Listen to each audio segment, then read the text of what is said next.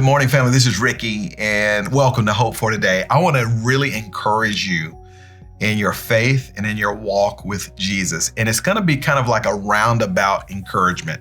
I think it's going to be an encouragement and a word that you didn't see coming, that you didn't think you needed.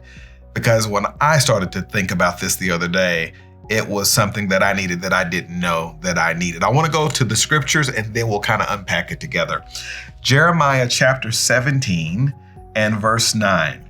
God is talking about the sin of his people. And in chapter 17, he says, the heart is deceitful above all things and desperately sick. Who can understand it? Now, I know what you're thinking. Ricky, how's encouragement coming from this? Right? But stay with me. The verse is simple. God is basically saying that my heart, and your heart is not necessarily the best arbiter of where we ought to go in our life. That's essentially what God is saying. This flies in the face of a culture that says over and over again, follow your heart. But the Bible actually never says follow your heart. The Bible never says listen to your heart. The Bible says follow Jesus. And the Bible says listen to his voice, because at the end of the day, we are naturally sinful beings who too often, more than not, will choose those things for us that God wouldn't choose for us, which will ultimately lead to our ruin. And my encouragement is this. Some of you are going through some things because there are some things that you really wanted. There's some things that you've asked for that you thought was a good idea, but for whatever reason at this juncture, God has said no, and it feels painful and it feels disappointing.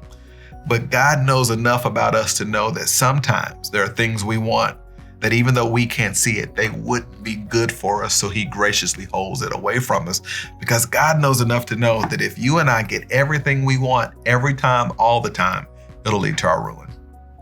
That movie, Bruce Almighty, Jim Carrey, Bruce swaps places with God and he's high on the hog and loving all these powers. But then he notices that now he can hear all of the prayers of the people around him, and it's bothering him because he wants to go back to being God and being able to whisk himself away and snap his fingers and get anything done.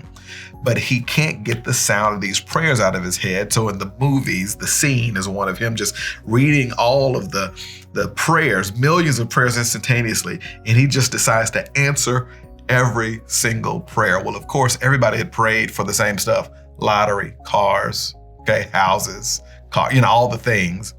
And since everybody won the lottery, basically no one did. And so they all had to split $1. So chaos ensues. There's rioting. People are fighting and beating each other up. People are arguing. No one's happy. The city's falling apart because everybody got what they wanted. And that's just a reminder that God sees tomorrow when we can't. God knows what's going on next year and we don't.